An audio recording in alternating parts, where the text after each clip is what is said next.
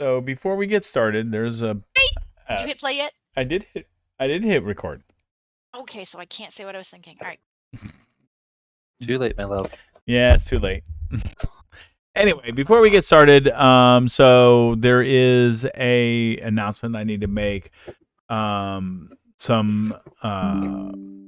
things have come to light, or not light. Some things have come to my attention that I have to address, and I am definitely going to address them. So I don't want to go into too much detail. Most of you already know what's going on. Most of you already are aware of the situation. That's not the reason for this announcement. The reason for this announcement is to announce a RetCon that will begin effectively. Let me go to the timestamps here real quick.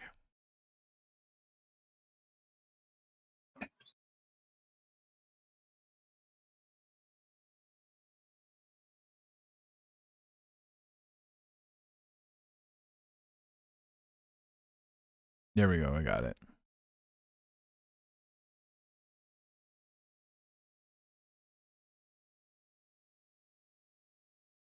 Give me a second here.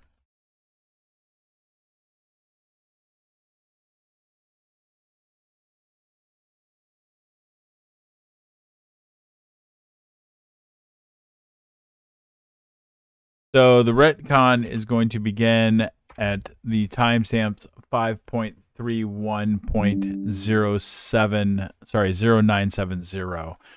The events that are being retconned is after the first meeting with Duro and Astra.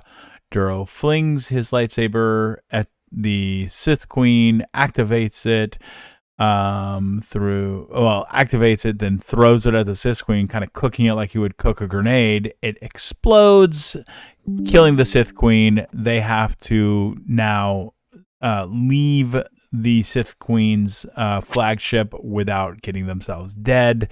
This would automatically trigger a massive assault on the world, which means the party would have to flee Workernals under fire.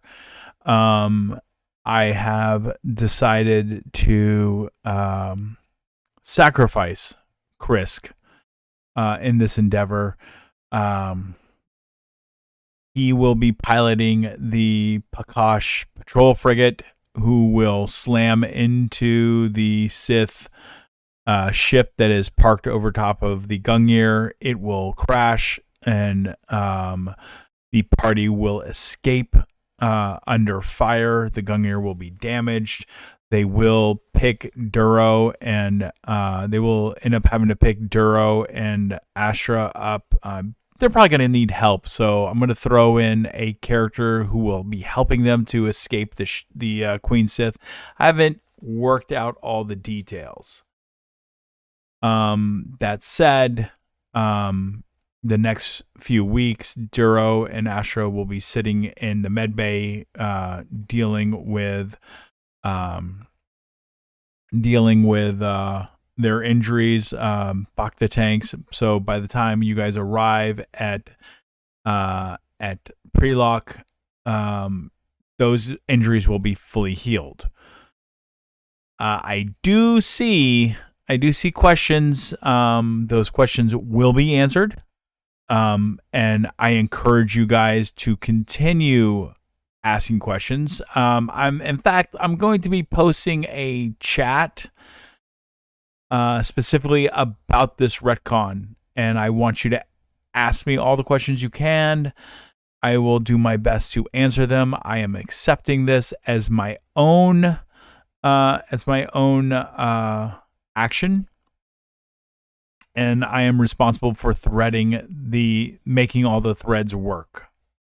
So, as far as the transit to Workernals, you guys will be arriving at. The transit from Workernals to Prelock, you'll be arriving at Prelock at 8.23.0970. You will engage the slaver ships as we did in the last game.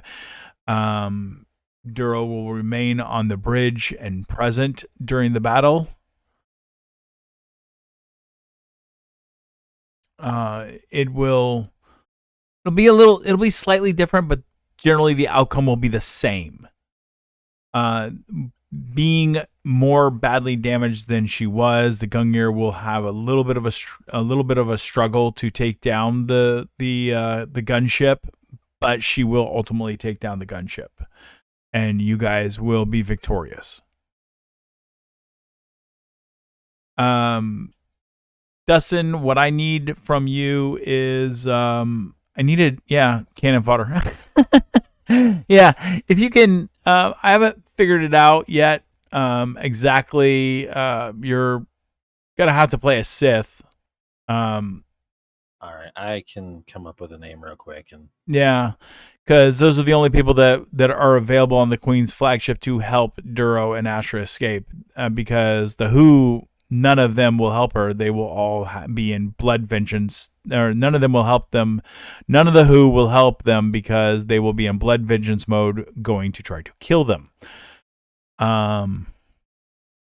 So we'll have to figure something out there. Again, I will answer all questions posed in that special thread for this RetCon, and I will do my best to RetCon it in such a way that it is seamless. There are going to be massive changes. The Talia arc will not exist anymore because that arc was designed specifically for Krisk, and there's no reason to have it there.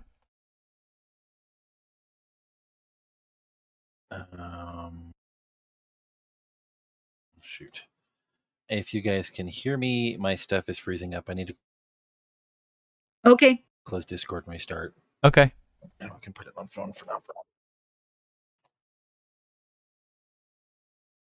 So, I know this is a huge request for you guys, but I'm going to ask you guys to kind of roll with this so that everybody understands that, everyone understands that changes are coming, but just roll with it for now. Ask you guys to have a little faith in me, and I'll reach out to each individual person, and we will work these out individually to make sure every arc is tied up or resolved or dropped altogether, depending on how things work.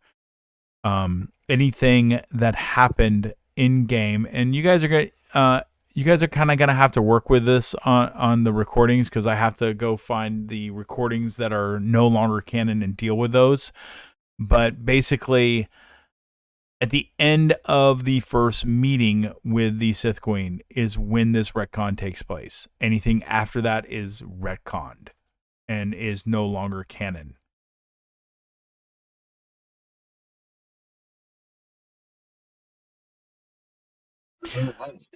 I'm going to be commissioning Ava and Tessara to go through the IBs, find the appropriate IBs that are no longer connected to this story arc, and therefore they will be removed. However, because some of the IBs are really well written, I'm going to have a special place opened up for them so that they can still be admired, just understood that they're not canon. Maybe I'll call it legends.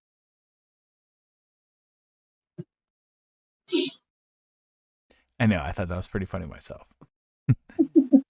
Anyway, any other questions? I see Ava's writing. I had to do a whole restart on my computer, so it's going to be a second before I get back to the texting side. But I got audio, so we're good. Okay, cool. Did you hear pretty much everything I said? I did. Okay. And I can get stuff working on the fly, so I'll have some kind of thing going. We'll fill in the patches as we need to. I mean, we kind of did the same thing with Krisk anyway. Yeah, and I apologize about that. It's just it was a toss-up. I wasn't sure which one of the two, because you needed the patrol frigate, and there's only two of you, and well, that's not true. I could have sacrificed Gungnir, and I absolutely forgot about that. But oh well, my bad. Forgot Gungnir was with you guys. So No worries. You know me. I'm good for a good story, and Yeah. sometimes you get writer's block. You got to rewrite a whole damn chapter, or sometimes half a book. Doesn't matter as long as we get the story. It's a good one. I'm pretty easy flowing. Yeah.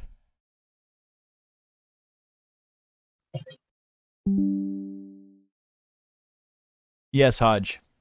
This does not affect Ava and Nova's canon, correct? That's not true. It does.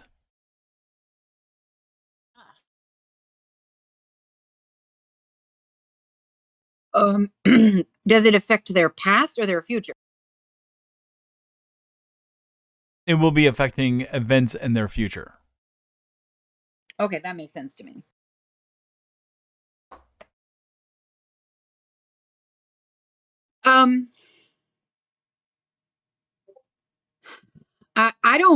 I can't think of any new questions right now. But I will probably come up with some. So where are you going to put this words are hard. Channel. Where are you going to put the channel?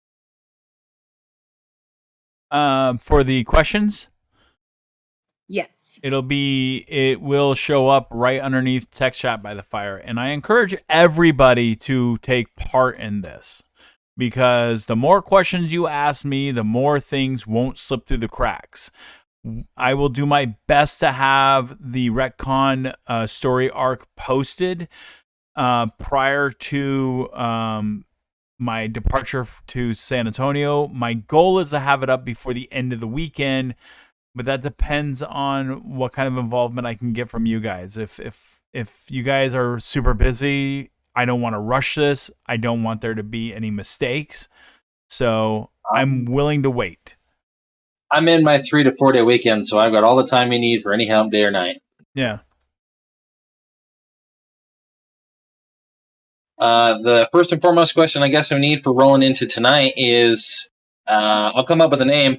Am I in a prison cell, or am I considering my new point of interest? Let's go ahead and have him in a, well, there's no prison cell on the ship.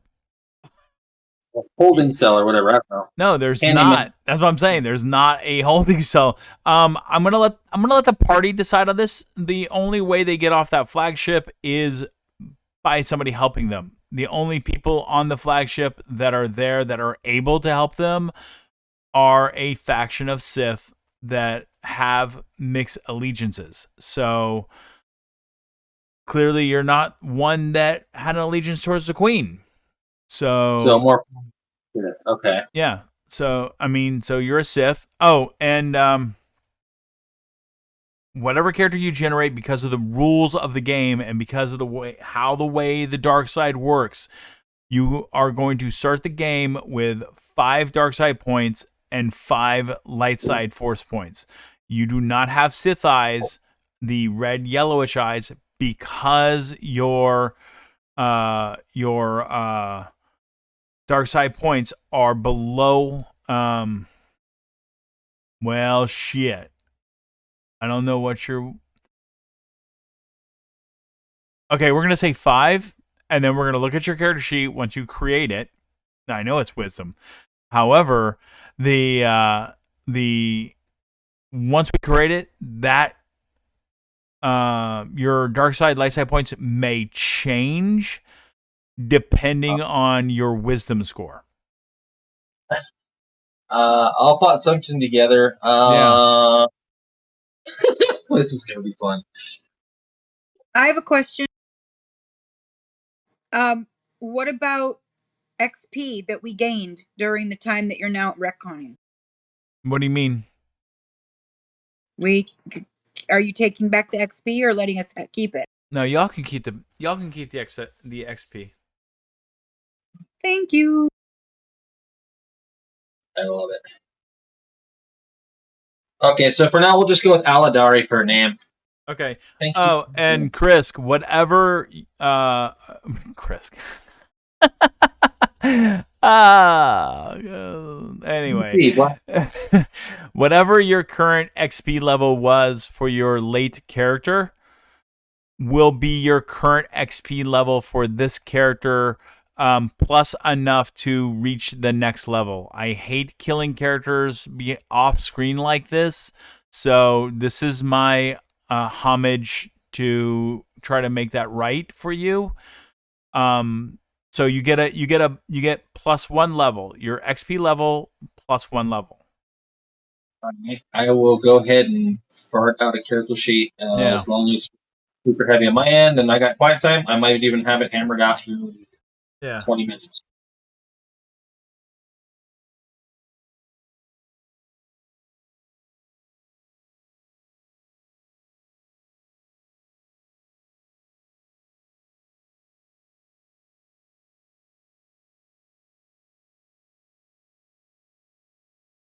I mean, stuff is gonna come up. I will just have to figure it out.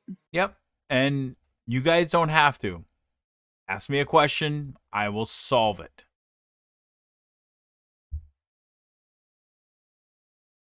None of this is going to rest on anybody's shoulders but myself.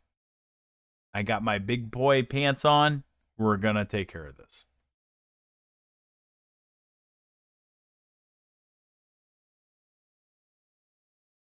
Okay. Okay, so What about Kitty? Will you be telling her about this when you talk to her? Like I said, I sent her a message, so she's already partially aware. So when she listens to this recording later on today or tomorrow when she's driving, she's not gonna wreck and freak the hell out.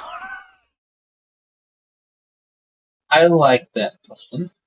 Yeah, I don't want to see my kitty die. I veto anyone dying. Sorry that your character bit the dust. And you know what? That was for a very noble cause. Yeah.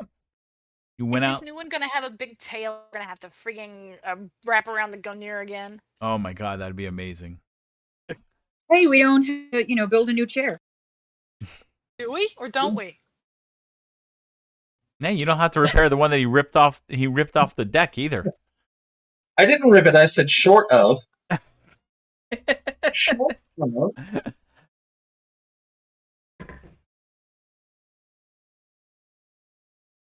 All right, are we good?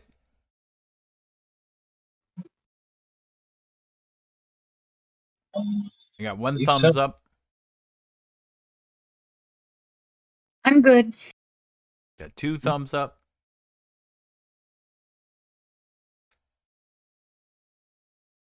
Got 3 thumbs up from Frisk. There we go. Sorry, I already started delving into Yeah. Hey, I have a question, Mike. Yep. There isn't a channel to address it quite yet, so I am going to address it. That's fine. I really enjoyed the writing of the IB between Duro and Haj, where they pretty much like got married. Instead of like just doing away with that entire IB, could we possibly find a way for them to do the same thing just with a different setting? I mean, there's always possibilities. I mean, eventually, Hodge's pregnancy is going to be revealed. Assuming she doesn't. I know, but die, I like the romance of it, is what I was saying. I know. That whole big stomach thing is gonna be a dead giveaway at some point. Yeah, either that or people are going to start telling her to eat less. Right?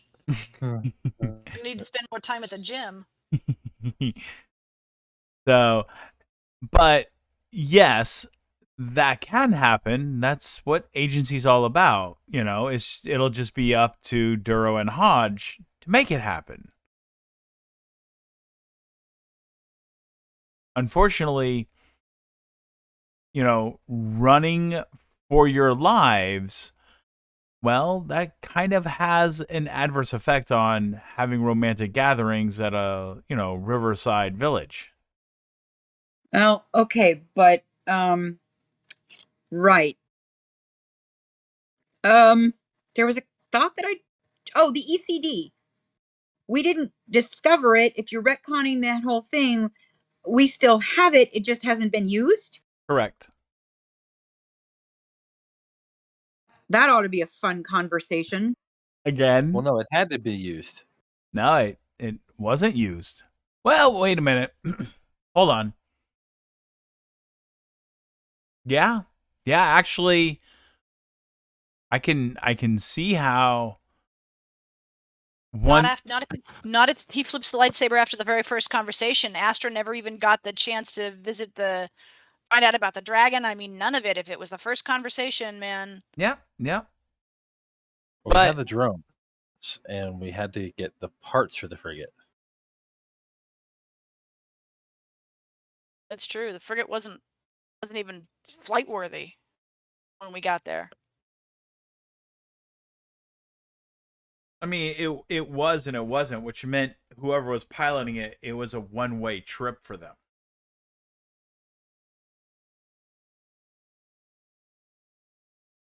So we don't have the drones either. No, because you would have never had time to transfer them.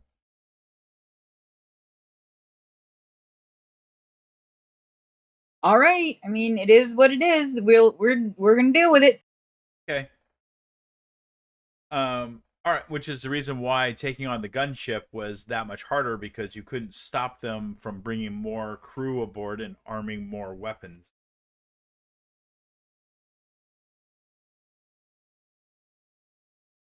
But again, we'll resolve all of that. I will find a way to thread everything and go through line by line what events have been affected by this retcon.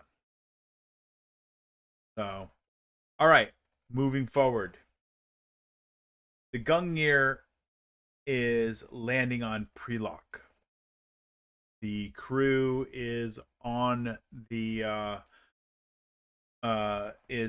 bridge, short of Astra and our cannon fodder. I will need an answer from our ship's captain on where cannon fodder is. Aladari, that's what we'll go with for a name. So we'll call him Ali. That'll work.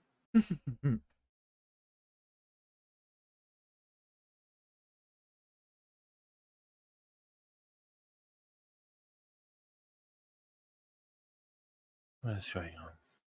He must be having difficulties. Does he Or want- family. Yeah, or Oh, family. Okay.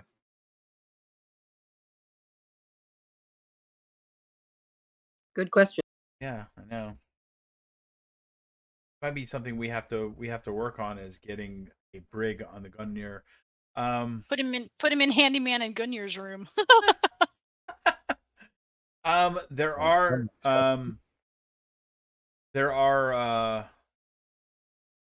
isolation. There is an isolation room in the med bay. Floating in the back of the tank.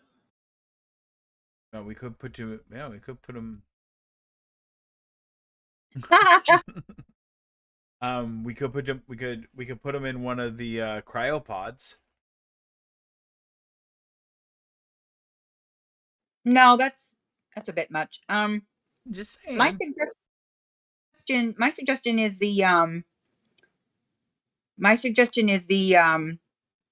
isolation and the med bay.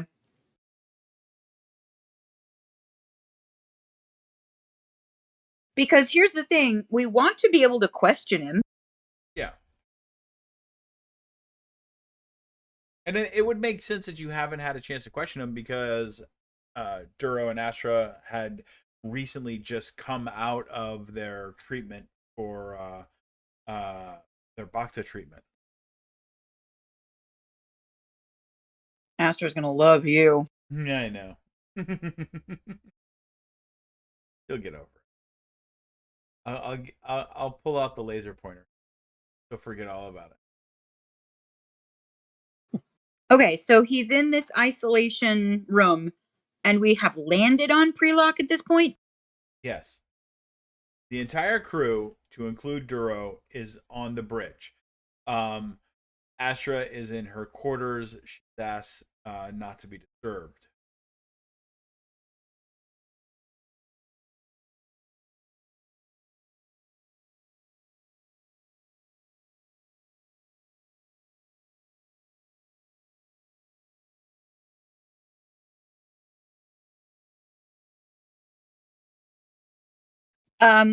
Okay, who is on the bridge? Literally just said that. The entire party. Oh, I'm sorry. I missed that it was all they were on the bridge. Okay. So Tesaro would say, well, who has the compass? Because that's the first thing we've got to take care of.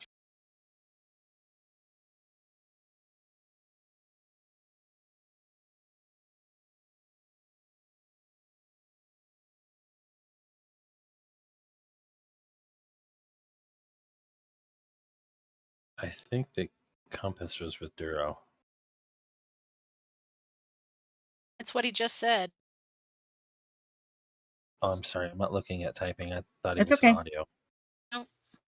So Tesaro will turn to him and say, I think you need to lead the delegation of us exiting the ship, holding the compass, so that they can see they're getting their not only their compass back, but their protection back.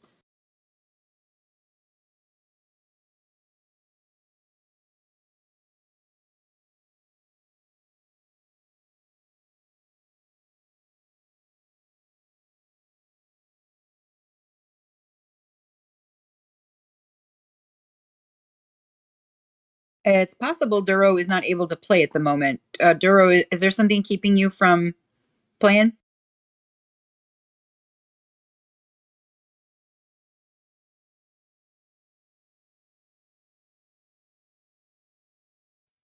No, I should be fine.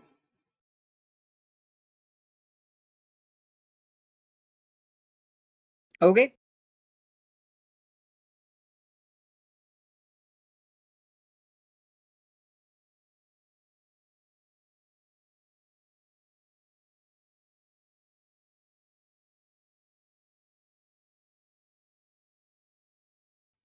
So I what was think the we're last thing that you said, Amy? Because I missed it. That's okay. Tisara says, well, I think Duro should be the one to first exit the ship and us with him to take the compass back to them.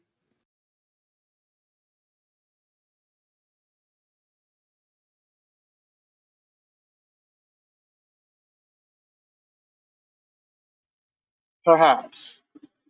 But this was the professor's mission, and one that he is not here to complete. I did not actually speak to the Prelock about their compass the last time we were here. Who else was with the professor when he received that task from them? Well, it was me that said we would return it to them.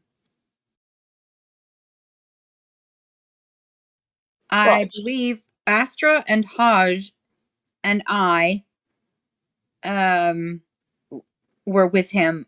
I'm sorry, out of character. I didn't remember that Duro wasn't there. My apologies.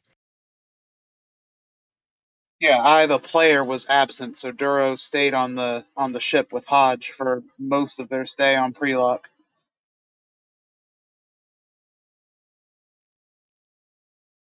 I can And take it if you wish me to. although I would say out of character, it was several sessions before I realized that there was a compass and that it was any kind of significant.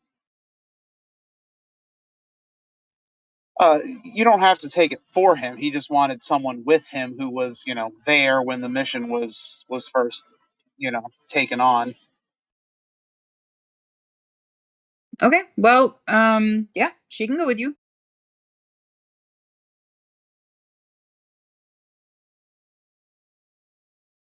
Tasara would look over at Haj, and obviously Astra isn't there. She's has asked not to be disturbed. Haj, are you interested in coming with us? Yeah, I think I could make a better impression this go around. I would like that opportunity at the very least.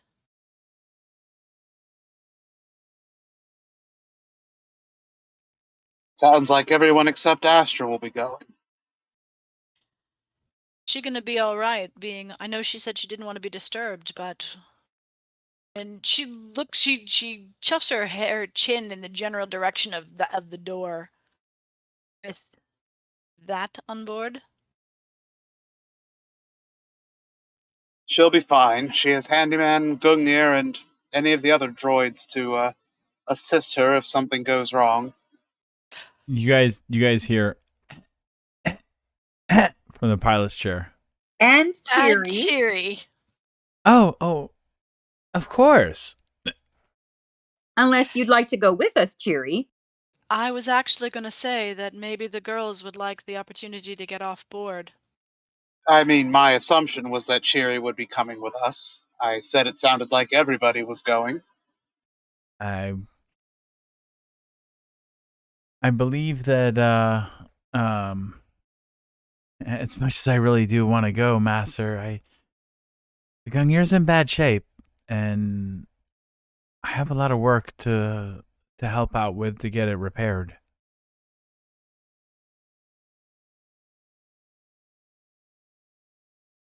All right, if that's what you want. That's what's necessary, Master. Well, we will all work on it when after the compass has been returned. Yes, now that we're landed, we can address the issues. Yeah, I'd prefer getting repairs started, Master. It's just getting out of Workinals was pretty rough, and dealing with all of that is. I want to make sure we're ready.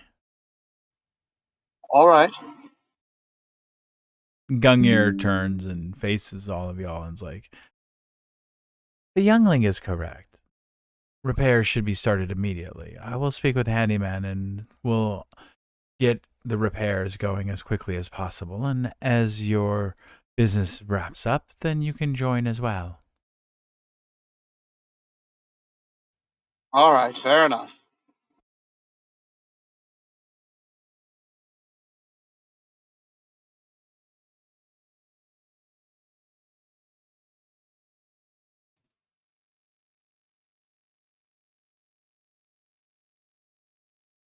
We're ready then.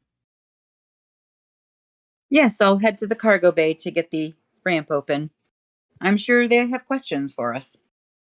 You can already see a moderate-sized groups heading your way and from different directions.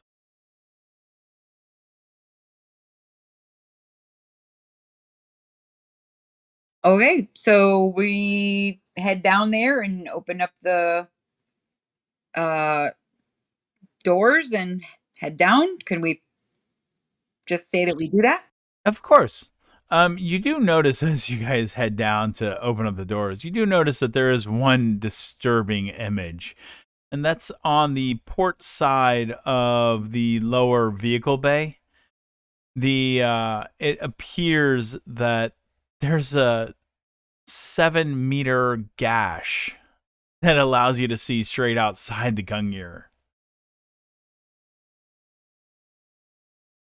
Damn, a hull breach that big? Yes, well, we can thank Cheery for the fact that we didn't have more.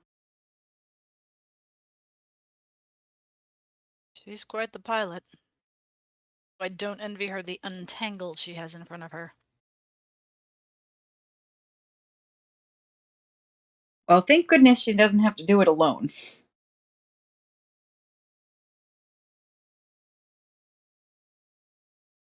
Let's go.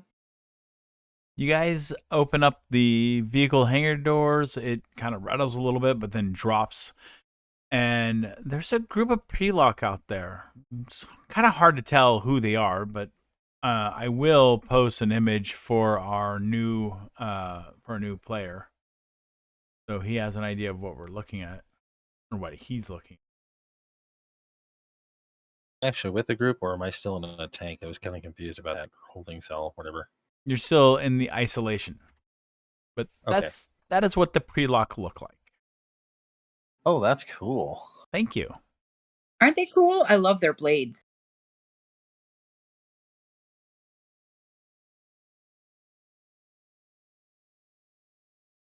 One of them approaches.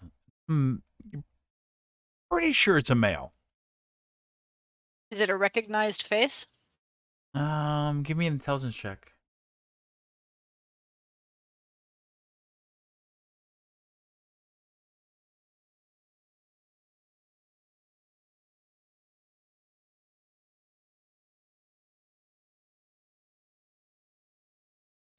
No. No, it isn't. Get 13. I rolled a 13. It is not a recognizable face. All you pre-look look the same. That's racist. Yeah, no comment.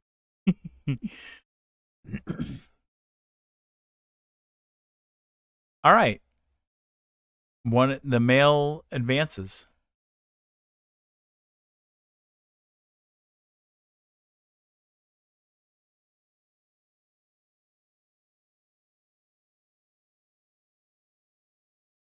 Are you lords?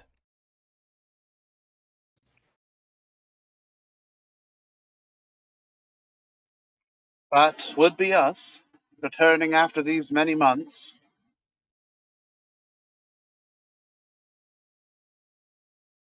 You caused the great fire in the sky.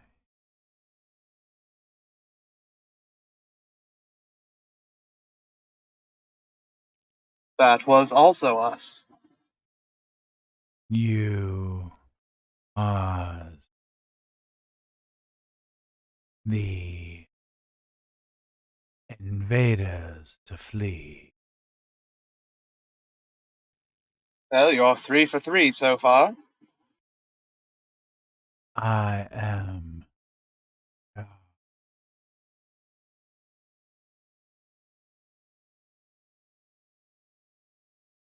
We are in your debt.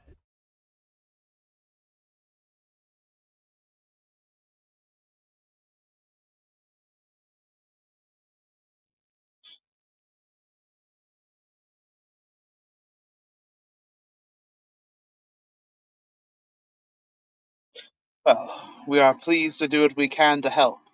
Although now, and he would withdraw the compass, perhaps you can do more to protect yourselves. He pauses a moment. We will summon Brown. There are still very few. Come. And he'll turn and lead you with the group to the great tree. Observation question. How bad is the destruction from when we were here before? Pretty bad. Not one of them shows signs that they haven't been in conflict.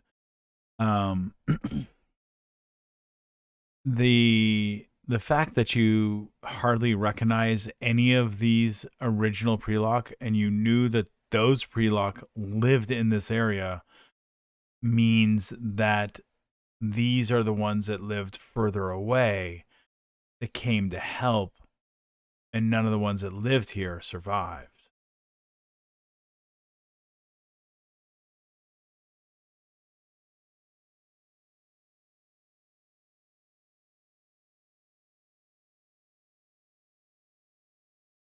How about the tree? How bad is the tree damaged? It's got pretty good damage on it, but it wasn't the central focus. Okay. What was the central focus? The settlement, How much damage to the settlement? nearly complete. Survivors? Not many. Familiar faces? There is one, but this one's not standing. How badly hurt? Um, And who is it? you remember your bladed friend? The one that took the blade to my neck? Yep. Oh, yeah.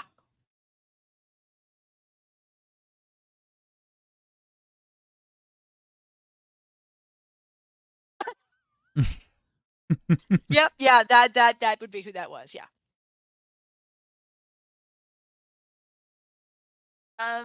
Hodge will go over to her. She looks up at you. How bad are the injuries? She's not long for this world.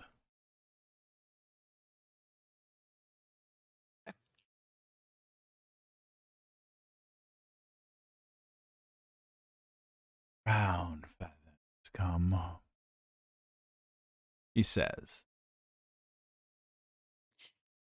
We have, but it appears as though we're too late.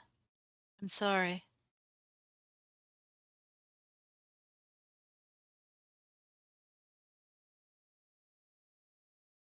They came. The tree did not.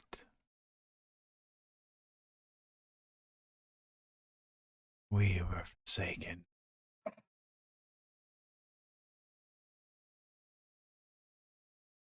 No more.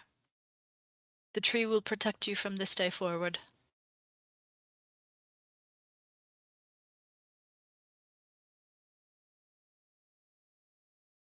Will you seek out hatchling?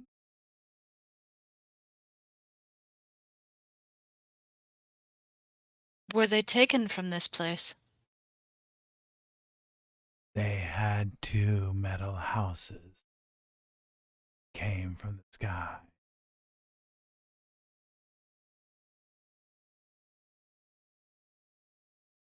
One took our hatchling, and our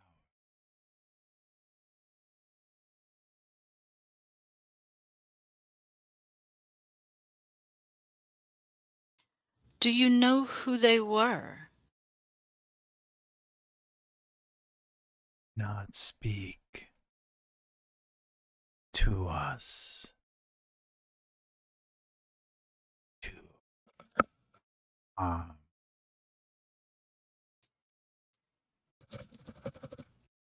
Hodge will find a way to make her more comfortable, put something under her head, get her some water, try and staunch the bleeding if there is any. I mean, she's missing body parts. Okay, so no. No with staunching. She'll still try and get her some water and put something under her head. Well, Tessara will come over and offer to at least alleviate some of her pain through healing. Okay, you can do that. I mean, you don't have to roll. Just take 10. Okay, yeah. How long ago were they here? Other than just now, did they come before? They came.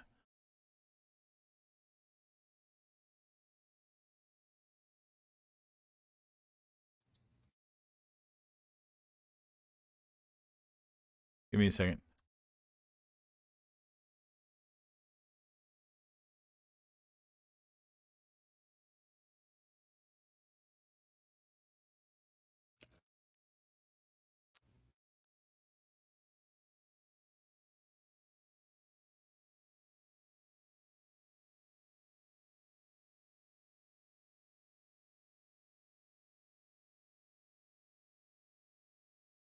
They came 1 cycle, then returned in your number. When they came 1 cycle ago, is that when they took your hatchlings? Yes, So they have been gone some time. yes.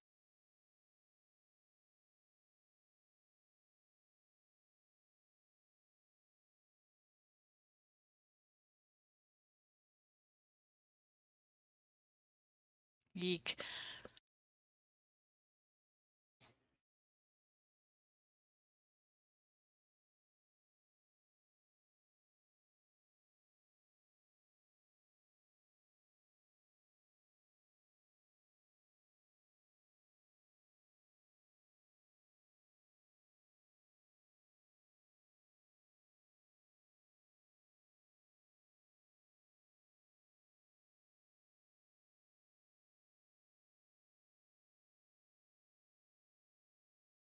Out of character, are you saying Tessara can ask her how long? No, I was gonna say Duro could.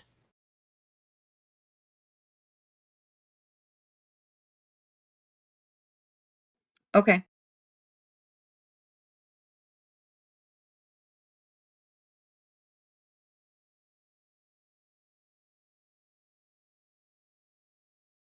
Yep, and Duro is right there with Tessara.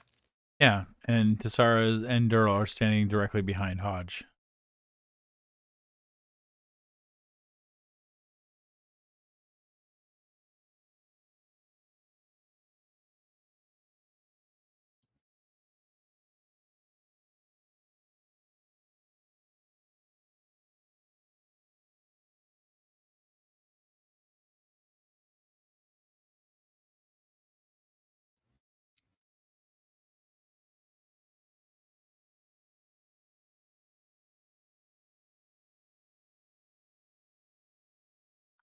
I'm pretty well, Mike's answering now, but I'm pretty sure he does know that.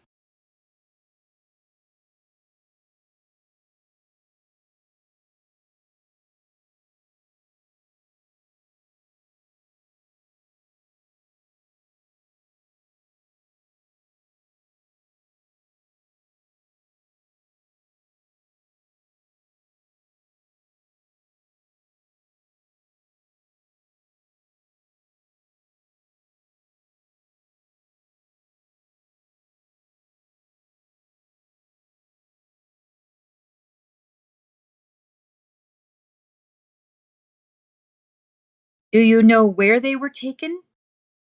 Do you have any inclination at all? Into the metal house, and then she raises a finger and points upward.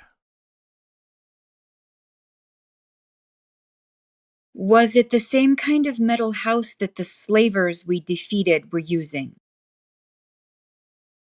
She looks confused and then pauses for a second and thinks, the same metal house you and flavors and all to this world in metal houses. They look different. Metal houses.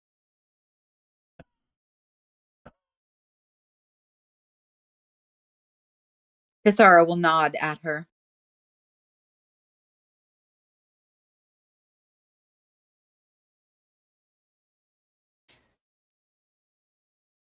Hodge will put a hand on, I'm assuming there's a shoulder-ish type of area, upper pectoral still available to touch. Yes, that's fine. She'll reach down and she'll put a hand there. And she'll say, rest now. We'll do what we can to bring your hatchlings home.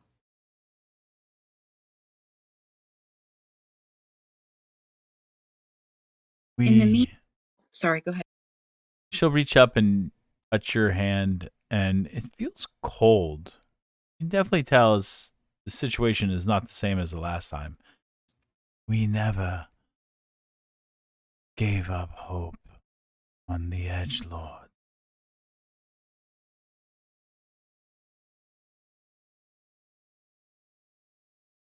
She'll look up at Zoro and Tessara, and tears are welling in her eyes. She blinks them back and looks down. And simply says, rest now. People are safe. She nods. I have an out of character question, Mike. Yes. Would Tessara know? I cannot remember, which is why I'm asking. Would Tessara know where the compass was supposed to be placed? No, that was only something that the professor knew. But these people, they're familiar with their own traditions and all. And Jira is waiting for you. He's not advanced any further. So Tessara will turn to Duro and say, we need to put this compass where it belongs. Haj, will you stay with her? Hodge just nods. All right, so Tessara will turn to Jera and say, "It's time to return this to the place it belongs." And Jiro will turn and walk with you. It's a long walk back to the tree, and you can see the tree growing in the distance as you get closer to it. And there's a group of Prelock guarding the area, and you notice that there's one Prelock, and one of the Prelock has brown feathers.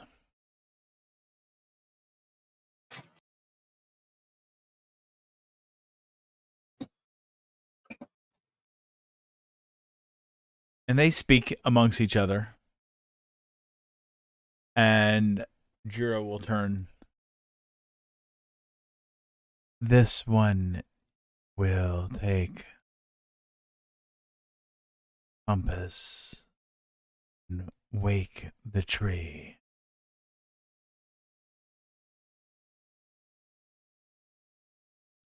So Tessara sort of steps back for Duro to be able to give it to them because he's the one that's got it. That's what I was trying to say, that Duro just steps forward and hands him the compass. And then Prelock takes it with a bow of reverence. Brown feather, Jira says. And he motions for Duro to follow.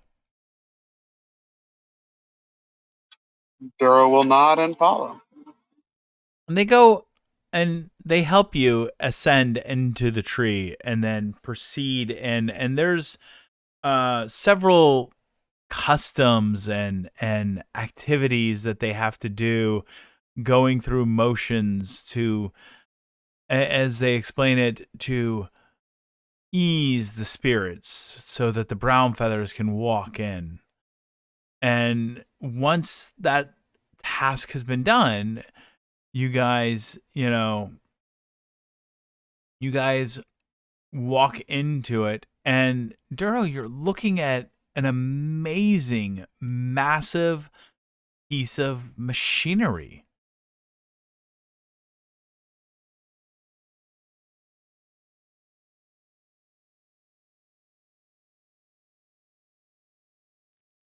Okay. Is it all inactive? It is.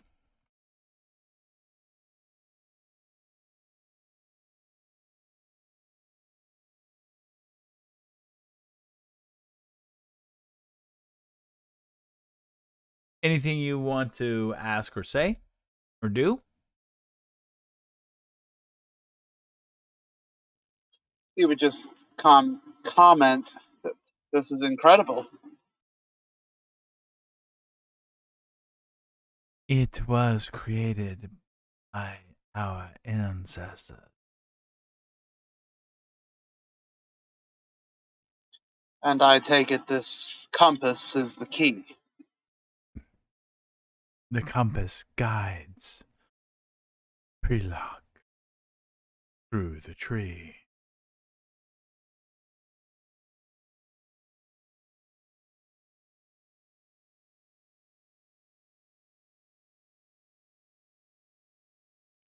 Guides Prelock through the tree. And they walk up and you see him planting the compass in the center of the machinery, and the moment it hits its port, the whole thing lights up. And you can feel vibrations underneath your feet. Does the planet move through space? More than just orbiting a star, I mean. They look at you confused.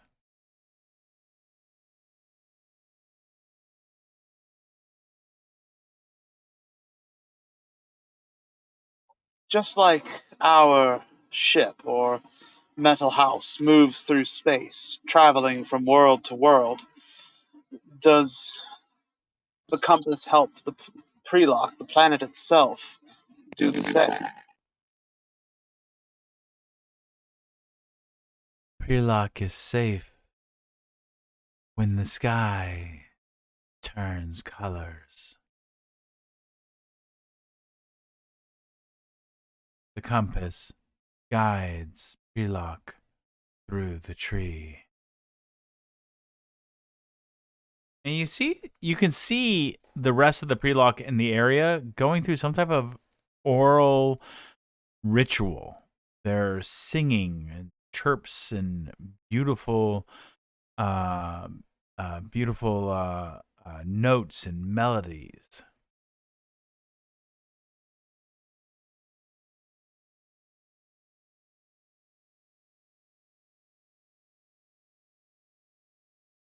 But it's only the brown feathers, not those with red feathers.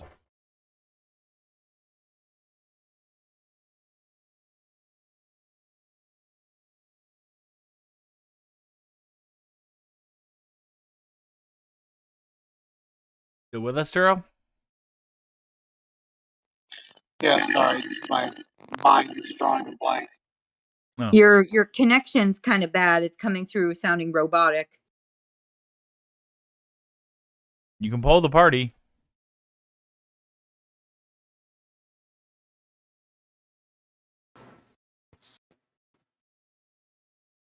I'm going to take a quick moment of break to let him gather his thoughts and poll the party. Yes. Take the voice of a ghost. When the sky changes colors, is he talking about the sun?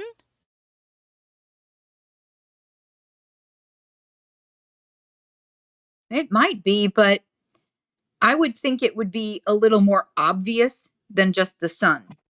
What if it was something like an aurora borealis, radiation effects or things we just had to fight in the sky above the planet, right? Well, okay, so that's a good point. Maybe it's something like a shield.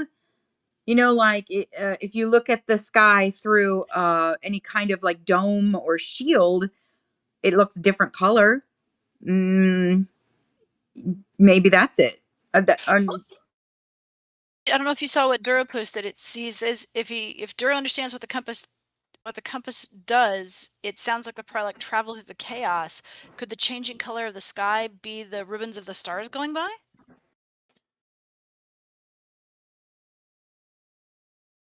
Guides the Prelock through the tree. In this case, the tree does seem to be their pathway through space, their network. The compass. Oh! The compass maps the shifting hyperspace routes of the chaos. He's not wrong. I mean, even with everything that changed, Duro would have discovered that they don't need the navigator. That's how they got to Prelock, was that we realized that they don't need the navigators, that the compass does that. It navigates the chaos. Right, and everywhere else, the Prelock are considered to be a myth. You know, like when we landed on that planet and we said we had just left Prelock, he laughed in our faces and we were like, "You're crazy." Or Chris suddenly dropping everything he was doing, saying, "Wait a minute, you don't just talk about divinity like that, like so casually. What do you mean you're going to this homeworld that's like doesn't exist?" So it's almost like they're flitting in and out between the dimensions. They pop in or appear, fairies, gods, mythical creatures, whatever, and then they're gone again. That would explain why they're legends in so many different places. You can almost essentially think of this compass, if I'm understanding this correctly, as the heart of the chaos. It navigates it all and it understands it because it's a part of it. Oh, Duro's typing. Everybody, let's see if we're all on the same page here. Oh, I think he sneezed. Zonama Sakat? Bless you, Yeah, Duro. What is I that? have no idea what that means. It's got to be a Doctor Who reference. It's going both over my head and below my toes. That's not a Doctor Who reference. Something from Star Wars. It's an astronomy object. and it has to do with unknown regions specifically. I'm not really super good at Sector 13, so I don't know much about it. All right. This is why God gave us Google. I'm well aware of what it is. Bully for you. Oh, that. Look at Okay. that. So, Mike, are we any of us right? I mean, you were away for a bit of what we were saying, but have we gotten it right? I mean, you'll find out. You'll find out. Piercing is going to get stuck. One of these days, man, a piercing is going to get stuck. I'm still waiting. Anyway, we're gonna hold off on Duro's scene to give you guys more of an opportunity to communicate via in the text chat. I'm gonna shift over to our newest character. All right. Randomly pounding the walls, lying on the floor, kicking my feet up. Come on. How many weeks are you going to leave me in here? The door hisses open.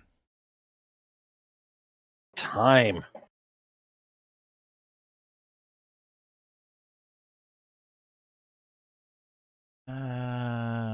God dang it. I don't have Go ahead and casually get up onto my feet. I'm assuming I don't have my gear. Yeah, you're correct.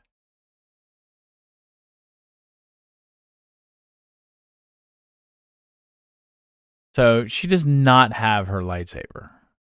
She walks in. Okay, that's who's greeting me. Mm-hmm. Let me, Remember that she, dude. Mm-hmm. I sensed your presence. well, you're a little slow-witted if it took you 3 weeks to find me. Now let's just say a good hunter waits for the best opportunity. All right, then. We already know my end of the bargain. I don't have anything to offer since I'm stuck in a cell. What's your game? She'll use the Force and deactivate the isolation field. Interesting.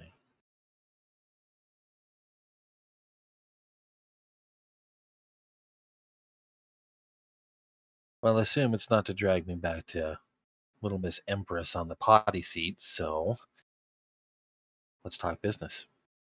What would you like to talk about?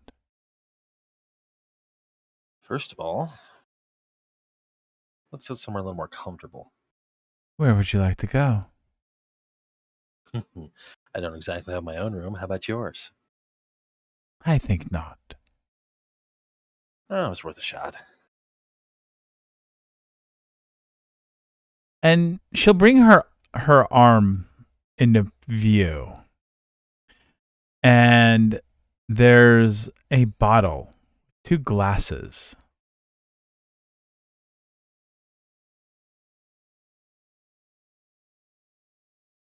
Well, I'll go ahead and make myself comfortable then. I'm certainly bringing a good offer. What do you got there?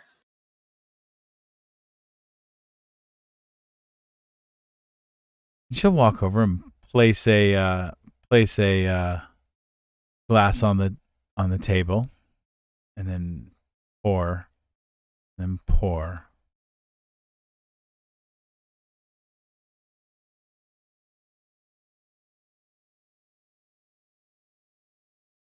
And she'll set the bottle down and take a glass and step back to let you advance and take your glass. Go ahead and take the other one. Sniff it lightly, see if I pick up any notes, aromatics, and things like that. You're not familiar with it, but it does have a sweet yet strong taste. Or scent, sorry. Sense motive 23. You're gonna have to be a little bit more specific than sense motive because I mean, Sorry. I was thinking body language, things like that, seeing what I can pick up from what she's doing. Because right now, obviously, this isn't meant for Happy Captain to come by and give me a good talking to of how I'm going to be such a good boy. So okay, all right, fair enough. And 23, you said, right?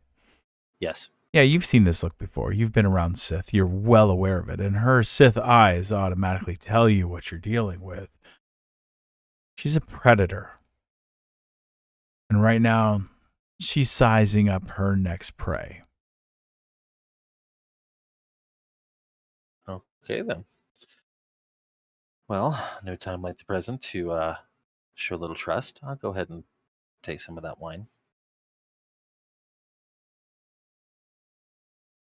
She'll take a drink.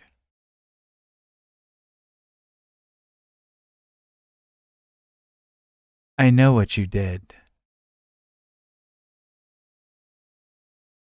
On the flagship. Not really that surprising. Self-preservation can be one hell of a motivation. Not true. But you saved somebody dear to me. I figured it's the least I could do is get you a drink. Simple comforts are well appreciated. You're welcome. Anyway, I figured that a little company would also be beneficial while I figured out what to do with you. Many have tried. Then I'll try not to waste my efforts on the easy answers. Go ahead and take her in. Poise myself with my back to wall, just getting relaxed, leaning up against it, also guarding my back, and kind of sizing her up as well. Okay. You may ask any observational question you wish. I will give you this outright. She does not appear to be armed. But then again, she's a Sith, so that's an entirely different subject. I was going to say that that's two of us. Yeah.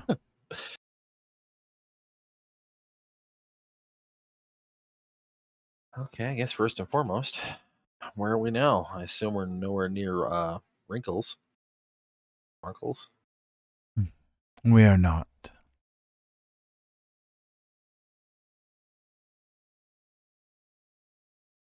Don't seem to be in much of a rush, so I'm guessing the ship's not nearly in as bad condition as it felt like in here while you had your little gunplay. The ship is pretty bad. Oh, what a shame. It shouldn't be long for your friends to hunt us down. Oh, made no mistake. They're not my friends. I'm pretty sure I'm number one on the list of most desirable to end. That's what you say. We'll see what you actually do. Well, any good game. I suppose the first pieces have been moved. Now we wait.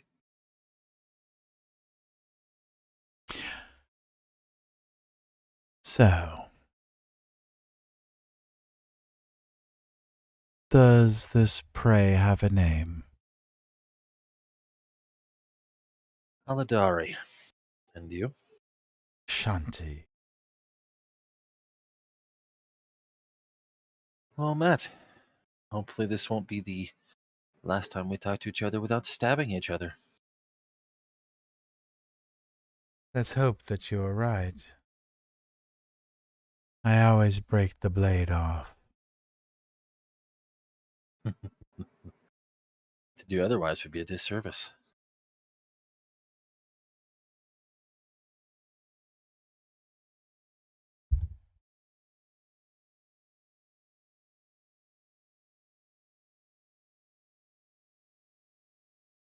It's Well, I suppose we're...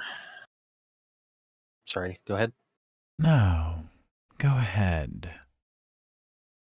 I'm sorry, I meant that out of character. We were kind of mumbling at the same time. Oh, okay. You can go ahead and continue.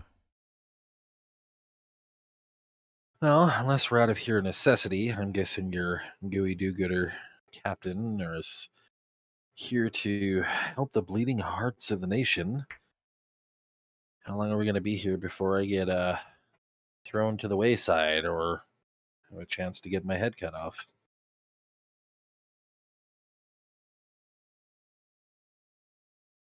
As long as it takes, and not one moment.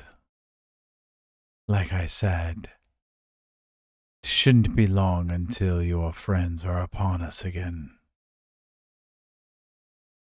Which I suppose you intend to leave me in here, completely unarmed and defenseless, waiting my death. I've prepared for this situation. You're being disarmed. Would you like me to arm you? Consider it an overture from one Sith to the other. Secret's safe with me. And in exchange?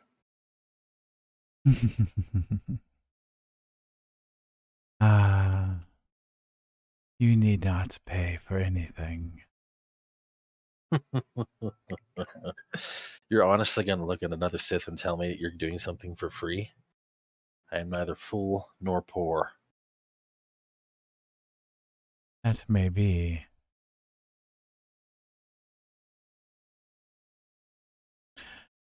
But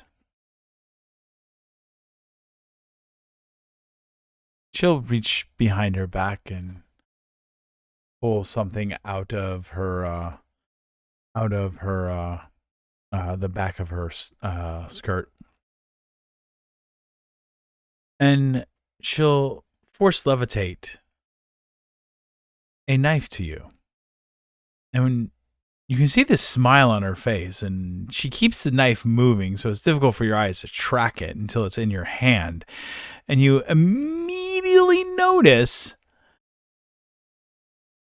it's just a common butter knife. I've armed you. It'll do. Why, thanks. You're welcome.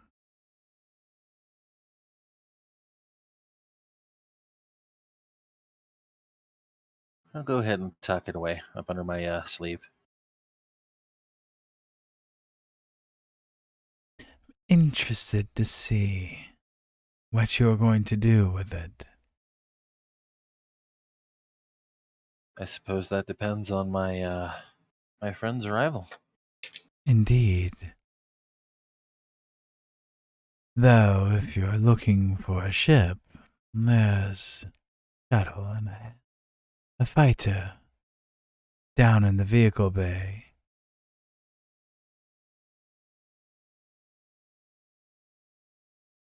Oh, I could turn tail and run, but this is starting to become rather interesting. You could. Or you could Perhaps stay. Perhaps I will exercise the idea of overstaying my welcome. Go ahead and take a sip of wine. Maybe.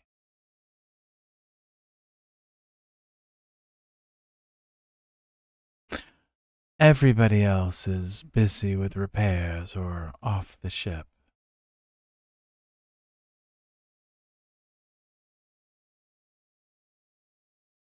If you're going to flee, now's the time to do it.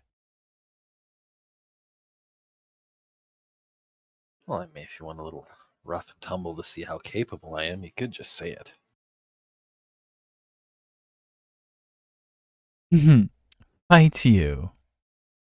My master would be very disappointed if I resorted to violence against a guest. He's trying to save me from the dark. It's there to be saved from.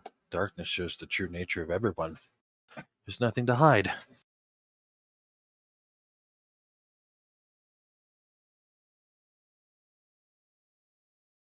I have not considered it that way. The only truth. When you're robbed, blind, and naked of everything you have, that's when you see the true nature of everything.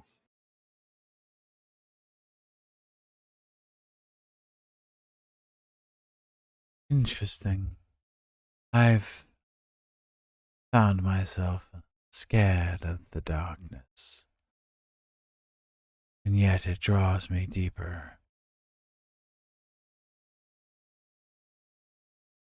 It's like anything else, it's another tool. Is it just a tool? Or is it a lover's embrace? Suppose that depends on your connection. It can be. But you're not for me. You're for somebody else.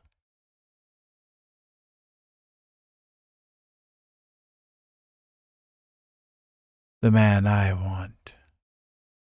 You can tell me what happened to him.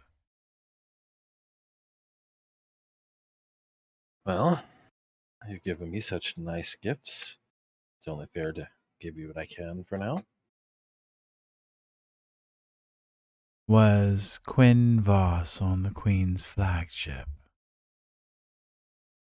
Out of character, was he on the flagship after he was dismembered? No. As far as you know, Quinn was still on the planet.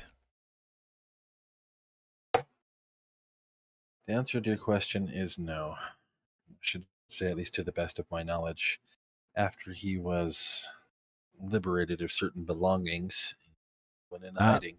That never happened. Oh, that's right. It was RetCon. My apologies. As far as I know, he's still on the planet. So then he wasn't aboard his ship when it was destroyed either. So much the better. Does seem rather tenacious. I wouldn't be surprised if he's already halfway here. Hope so. I would hope he's coming.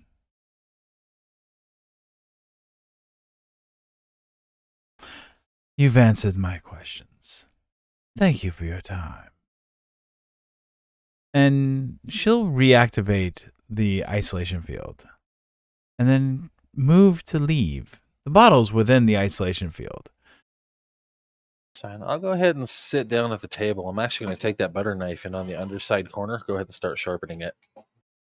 I will tell you this.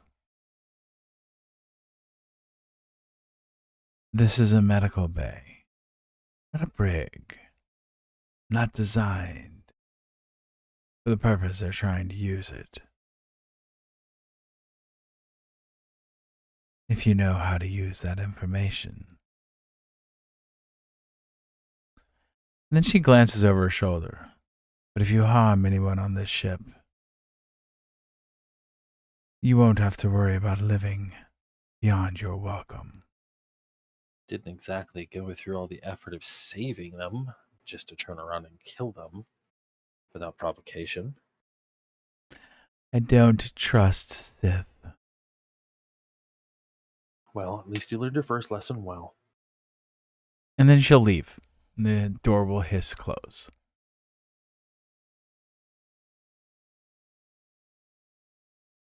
Yep, so we'll go ahead, get some wine and work on sharpening that knife, just in case. Okay. For now.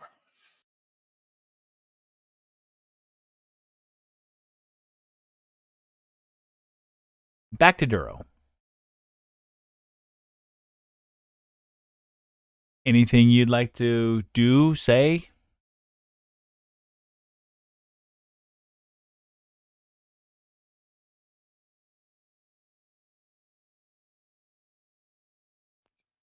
I mean, you'd like to see how the machinery works if they let me. We can't hear you, dude. It's all I actually caught what he said. He'd like to see how the machinery work if he's able to. Okay. So they're going through and singing and dancing to the machine, and it's reacting to them.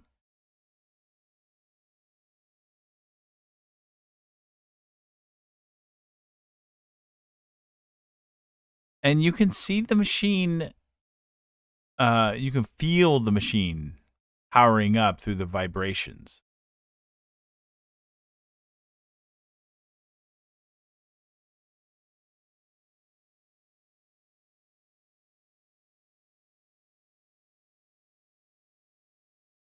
He replied in text chat, by the way.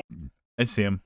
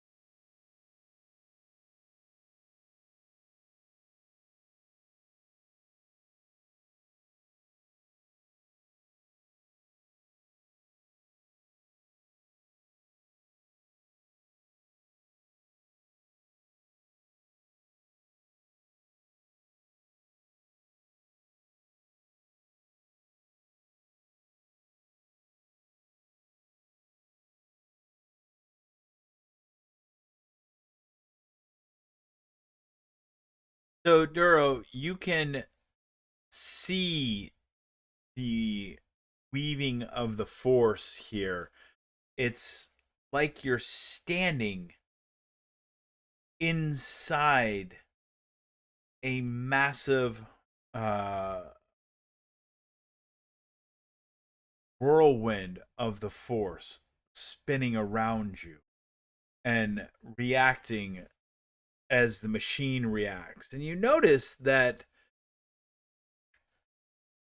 the pattern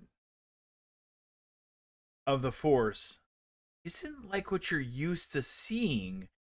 It's more like what you've seen when working with kyber crystals.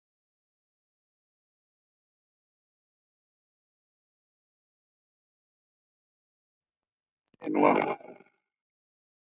Just in the way the force is reacting around it. It's not like they're manipulating the force, but I mean they are, but not to this degree. What you're seeing is energy being channeled through a kyber crystal. So the machinery is the kyber crystal, or the compass is the kyber crystal? Neither. The kyber crystal has to be somewhere deep beneath the tree. Again, it's a little strange, but you can definitely feel the vibrations through your feet, and now you're seeing the resonance of the force around you. The energy is definitely building up to something pretty big. Got it. So there is a kyber crystal you can sense, but it's somewhere else. It's not in this room. Correct.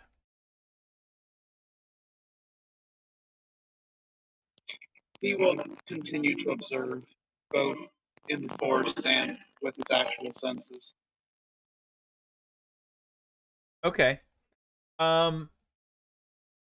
It takes roughly about 3 to 5 minutes for them to finish casting whatever it is they're trying to cast, and the machinery takes off from there, continuing to build it up, continuing to channel it, and the tree lights up, and you can see through the force the sky light up.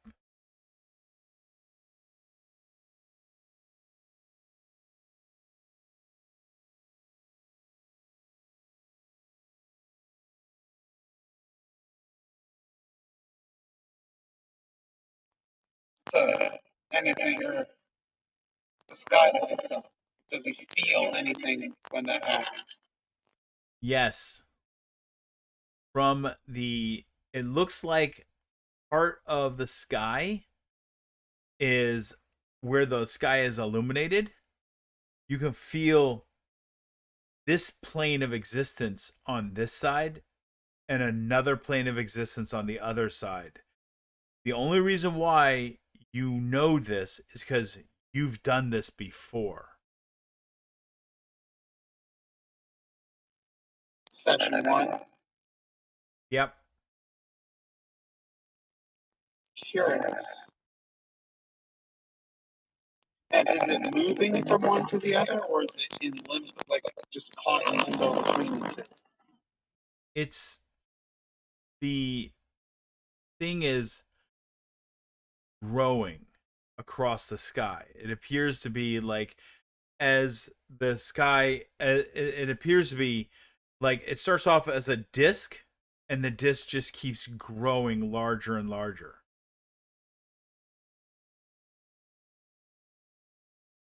And Gerard will turn to Duro. And now the compass guides Prelock through the tree.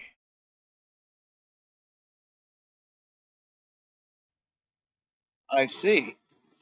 And do you know where your destination is?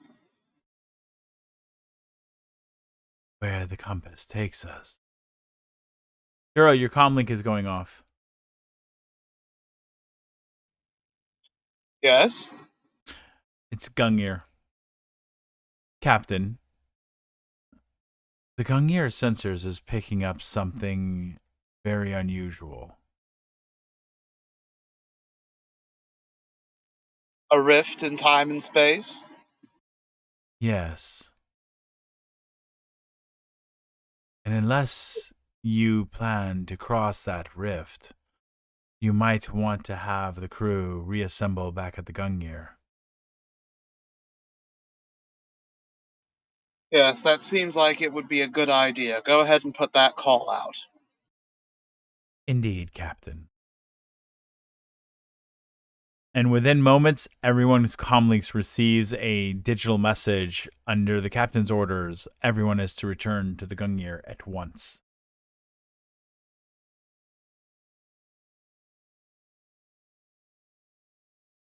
Kisara is standing next to Duro, so she just looks at him and nods and heads back to the Gungnir.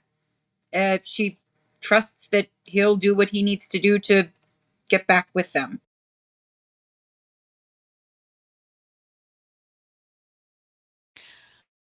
Hudge looks down at the woman laying in her lap. Has she passed on finally, or is she still hanging on? She has. Passed on? Yep. She'll lift the body gently out of her lap and lay her down.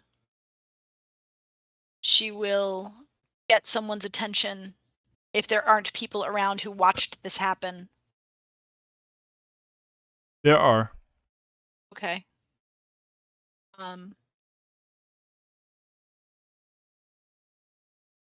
She'll touch her in that same spot on the upper pectoral and nod. She'll look up at the people that are assembled and nod at them. And she'll turn to rejoin Tisara and Duro Okay. to head back to the Gunir. You guys get back to the Gungnir. The disc in the sky continues to grow. And by the time you get back to the Gungnir, by the time you're, get the Gungnir powered up and ready to depart, the entire, from horizon to horizon, the disc has grown. So what are we doing? Well, Duro would like to get as many sensor readings from that disk as possible. If it can be determined where it comes out, he'd like to know.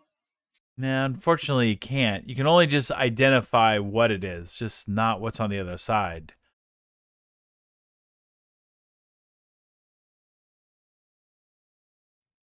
Well, then I guess it's time to go. Actually, I'll go ahead and say that in character. Well, I guess it's time to go. Because where they go, I feel we should not follow. The Gungnir lifts off the ground with Cheeries at the controls. It races for the sky, and the holotable starts to project a huge problem. The world below you is disappearing through the disk. And by the time you guys reach orbit, you can see the world in its orbit, slowly passing through this large energy disk.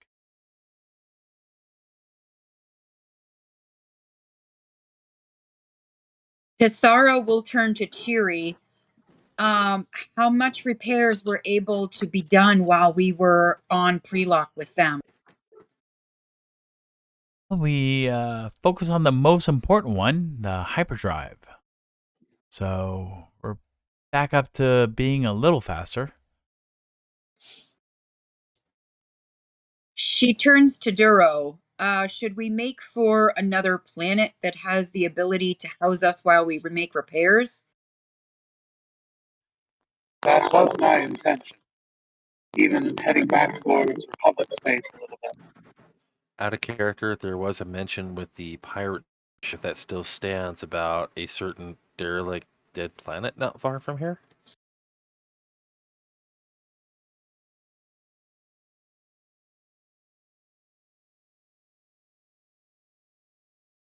Is that legit, Mike? Say that again?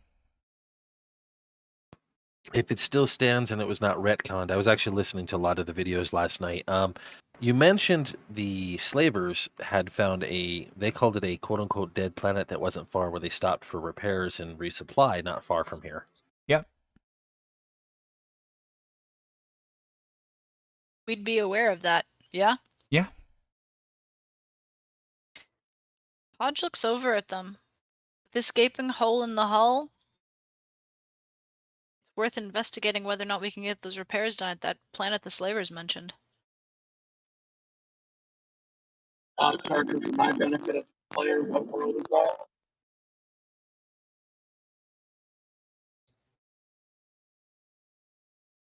The pirates did not give a name. They merely specified that the world was not far.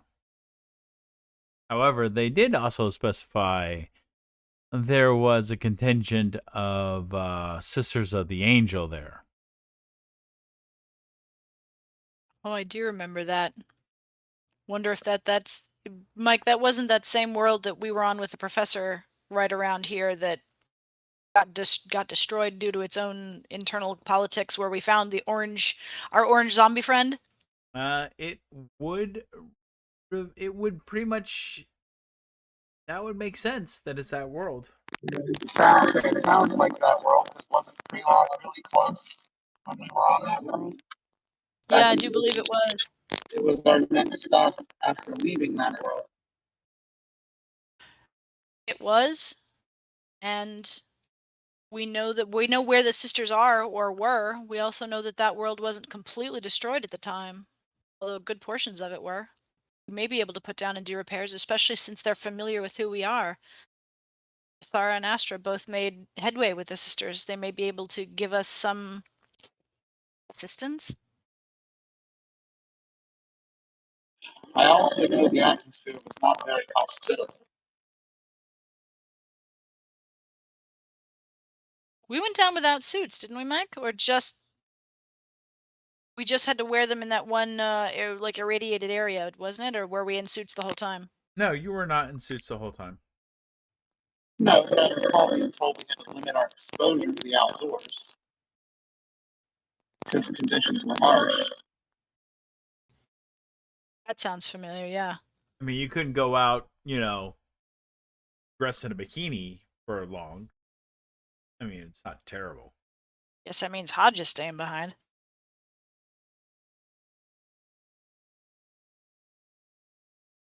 Well, I mean, there are repairs that need to be done on the ship that will require supplies.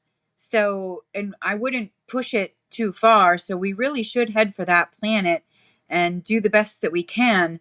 Let's just hope there's not more slavers that we have to defeat to get there. It's a dangerous world. It was hostile last time. It will likely still be hostile. There are no warlords, as they're known in Republic states, where the Republic has a presence, but are not officially part of the Republic, kind of form a buffer between Republic space and the unknown regions. we can stop at one of these border worlds somewhere like Batu and put down the repairs there. Then we might have access to supplies, merchants, other things we will not have access to on a dead world.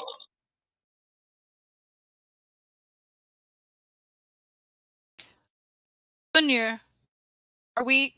I can go to the bridge and do and have Gunyer do a long range scan, see where the closest border world is. And Hodge will head off to the bridge to have a conversation with Gunyer. Okay.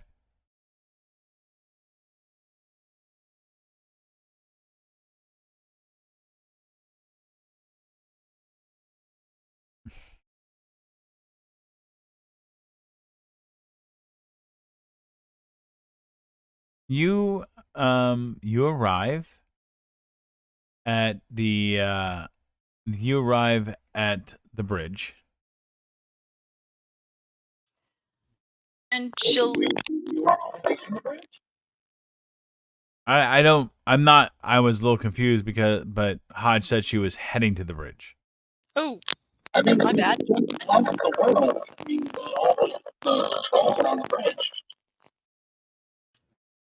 He's not wrong. My bad. Okay. Gunyer, run long range sensors. Find the nearest border world.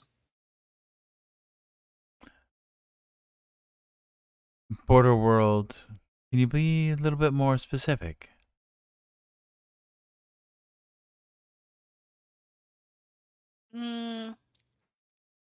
Republic. Oh, gods below.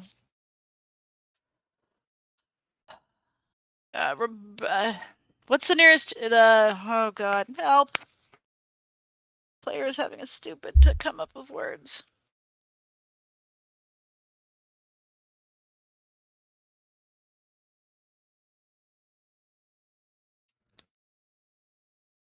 That was a legit. Batu. How far between here and Batu?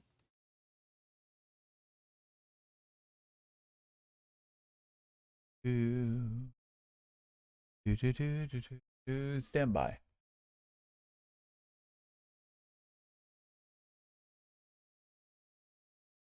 See?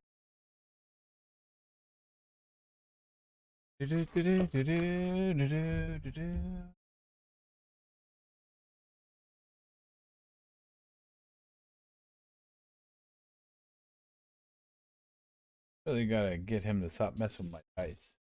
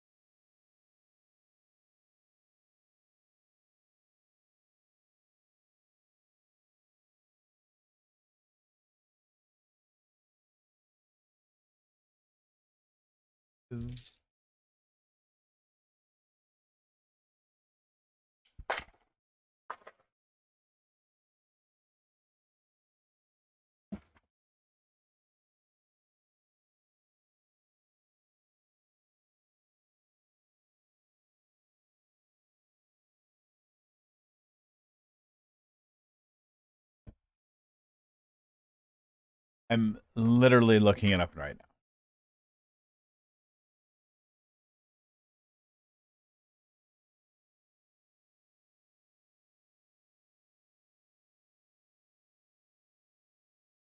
I mean, there are many, many border worlds. I just know that Batu is a known quantity in canon and for you in particular, that's his person. So, just thought I'd throw that one out there.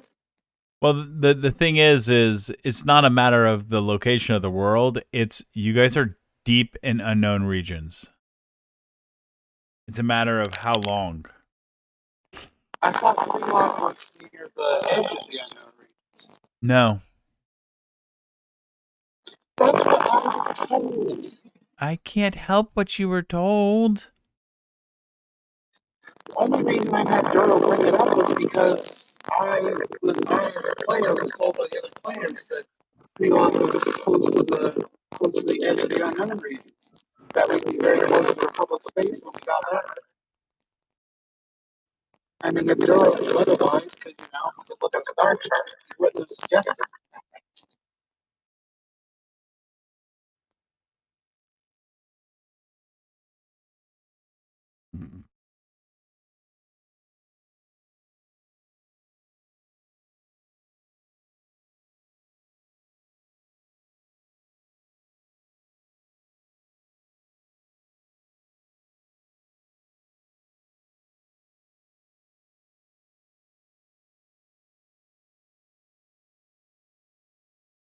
Unfortunately,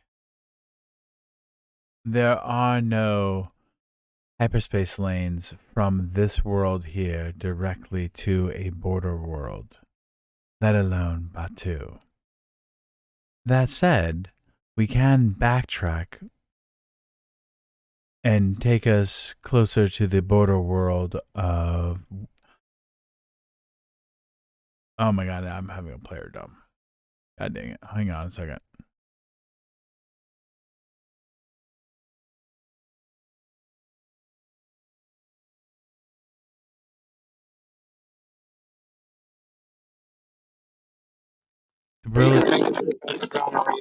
Deberyllium. We could backtrack to Deberyllium. There is a hyperspace lane to this world. It is a border world, and it is a known quantity that we have star charts on. As long as the data remains relatively accurate, we should be able to reach there within a month, or maybe shortly longer.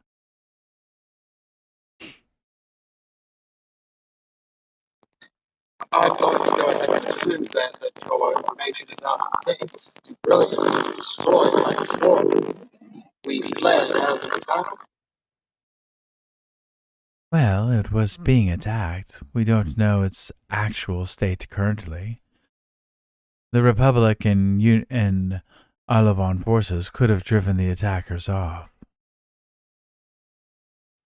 I'm going to go ahead and guess that they did not. Hutch just snickers. No. I have to concur with with Duro. I'm guessing they did not. At least that would put us closer to Republic space. Deberyllium is a border world within the region of wild space. From there, we could easily navigate to another world. Is it the captain's intentions to abandon our mission here in the chaos? No, it's way out. Although it would hurt to lay low and sit for Speaking of Sith, what about our new acquisition? Might it have some idea of a safe harbor? Is this the part where you turn around the camera and hear, if you play nice, I'll even bend over so you can take my temperature?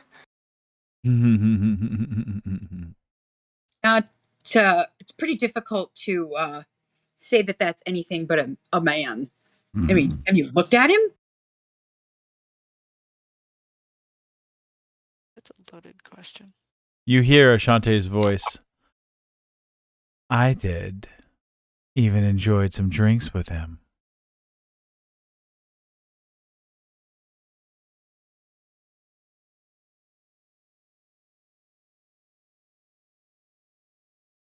Well, hello, Ashanti. Hello, Tassara. And how was your conversation with him? It bore no fruit. Oh, I armed him with a blade. I'm curious to see if he's going to try to escape. Oh, well, thank you for telling us. I see we need to have another discussion about the chain of command. I was the ranking officer on the ship. Everybody else was gone. That is something we shall have to remedy.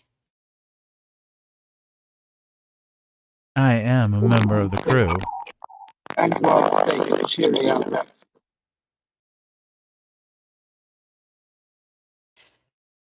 Michiri is not a member of the crew.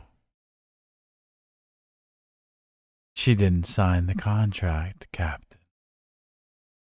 She is my apprentice, therefore she is a member of the crew, and outranks you. Oh, well, he had made that clear. Then again, you're putting a child over me. How interesting. Much for all that trust. Well, what's done is done. At least she told us that she gave him a weapon, so we're aware of it. It's a butter knife. Even if he sharpens it, what can he do? Well, I can imagine that he would have some very beautifully buttered toast. I was just thinking that. What is your assessment of him, Ashanti? Confused. Oh. She pauses and then looks to Duro. Then again, I'm under the assumption that Master doesn't approve. Maybe I shouldn't reveal the information that I gathered. I don't want to get into more trouble.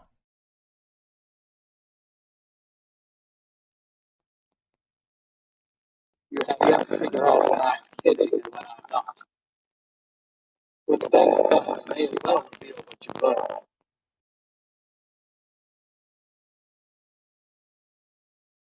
What is my place on the crew as a signed member of the crew?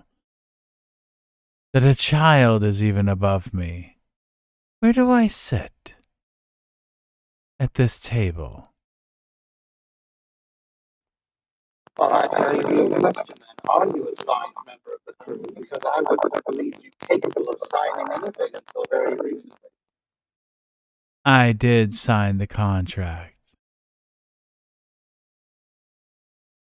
Separately from Astro. It is still my signature, and I've honored it. Are you now debating that? No, I was not in charge of the contract when you signed it. It was an actual or a genuine question. Did you sign it? And if so, is it a separate signature from Astra's? Or are you riding on Astra's signature? I signed it as myself.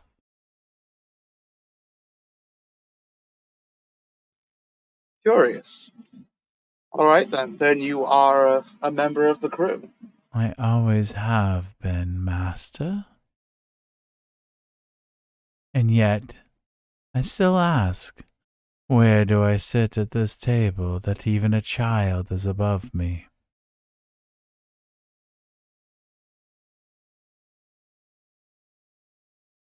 Again, unable to tell when I am kidding.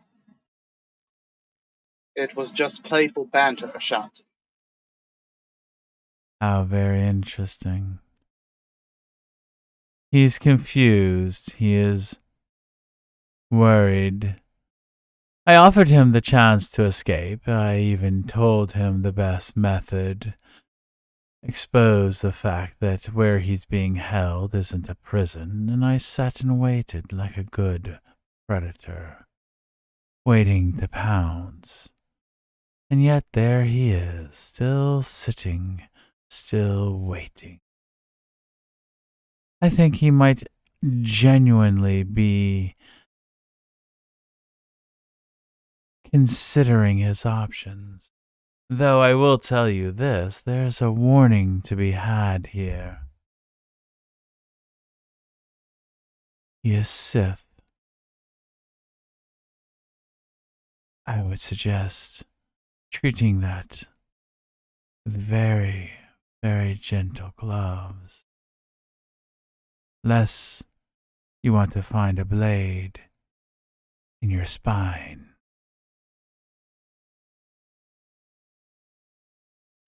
Well, he did help us escape. Curious that, actually. To what end? I mean, if he is, as Ashanti says, a dedicated Sith, then why help two Jedi off of his mistress's ship? Because his mistress's ship was doomed. And if there's one thing the Sith look out for, it's themselves.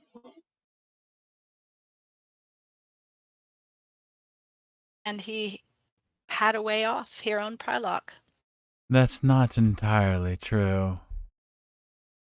I stand corrected. He did have a way off of Prylac. Not far. I sabotaged the ships. It would have made a very big and beautiful explosion. What wasn't necessarily true is his intentions. I was there on the Queen's ship.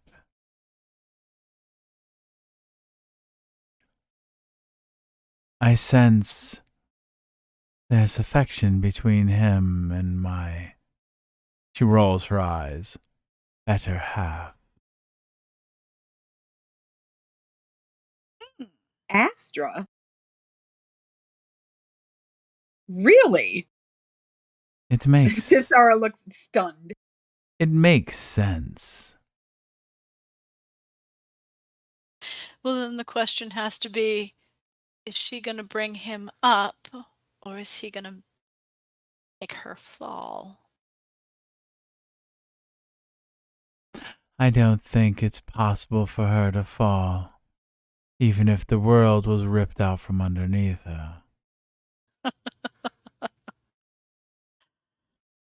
You have more faith in her than I do.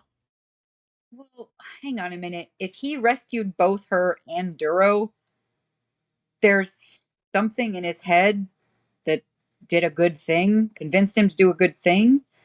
So maybe we should, I don't know, take the positive track of thought? I tend to agree with Duro. The Sith tend toward, and she looks at Ashanti with respect. My experience is that Sith tend toward self-preservation. You're not wrong. Hence the reason why I offered him the opportunity to escape. There's light left in him. She looks at Ashanti one more time. Like recognizes like, I see. No. He said an interesting thing that made me ponder. He and I are not the same. We are distant birds traveling in different directions. But I've left the prisoner alone long enough. She'll turn to Duro. Master, if you have nothing else for me. I do not. She'll bow to him. And then she'll look to Cheery and bow as well. And then turn and walk back off the bridge without saying or doing another thing. Dig gets an eyebrow from Hodge on her way out. Well, perhaps our new guest will discover his inner light where he's going. Speaking of going, where are we going? Did you want to try Dubrillion? I happen to agree with you. I don't think there's anything left if the swarm has been there, but It will also be very easy to succumb to the temptation to remain in Republic space, to abandon our mission in the chaos if we leave. And I believe we still have to go to work. Elysium, don't we? Well, we are going to need a complete overhaul first. Oh, I know. But if we, as you just said, if we go to Dubrillion or even further from Elysium, we must go to a place where we can safely, repair the ship before not going back to Republic space. We still have parts of this mission to finish. Well, we can head for that dead world and make what repairs we can there. I will take that time to find the nearest, well, trading hub, somewhere like Warkanals, but close by. Perhaps there we can be overhauled and resupplied, and then figure out where we're going after that. I'm disheartened by the reference to the sisters as, what did he call them? The world destroyer of worlds?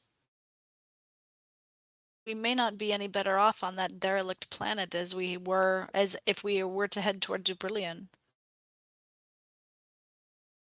As I understand it, the sisters are seen as harbingers of doom. Mm-hmm. They seem to know when a world has self-destructed or is about to, and they head there on their relief efforts. So if the sisters come to your world, well, your world is doomed. Fair enough. That would give them the reputation, I suppose. All right, it's a known entity. I'm gonna go ahead and end the game there because I know Duro said he had to go to bed, and it's 4 minutes to 6. I'm gonna invite you guys to kick off an IB on the bridge, so you guys can go ahead and continue discussing where it is you want to go, and then we will arrive there at the next game. Oh man, I was just starting to get to the fun part. I would also encourage somebody to do an IB to go talk to the new guest. Yeah, I was thinking that too. But I don't want to disinclude Astra from that.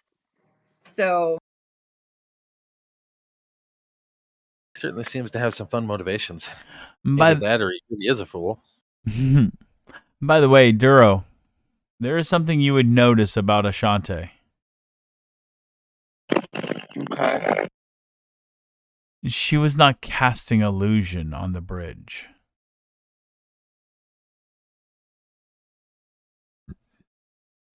Okay.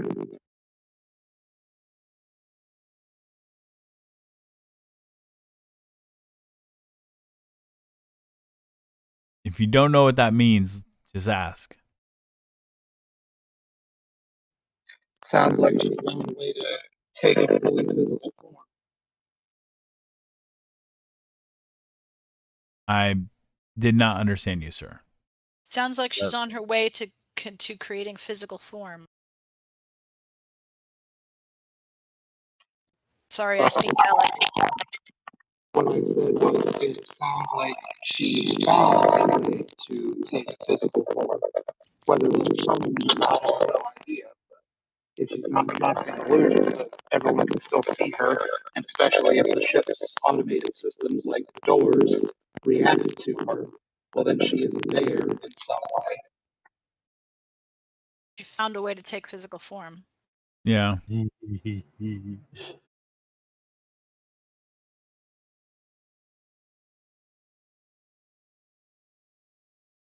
And like I said, I was able to get that character sheet done, so it is ready for Cool. whichever. damn, son, that was quick. It's just a basic take. There's no special things, and I didn't have to worry about trying to incorporate alien races or stuff. So this is just straight run of the bell. Oh, hey, this works. It's a tank.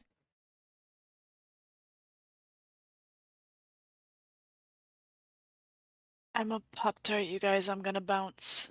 I will be on the lookout for the IB, for the deck, for the bridge, for the where we're headed next, and I will catch you guys on dinner tomorrow, Mike, and catch you guys on Saturdays. Yep. I'll be around. All right, good night. Good night, y'all. Good night. Me too, guys. I'm a pop off today. Was weird as hell at work, and so another long day for me tomorrow. So see you guys later. Oh no, IB then.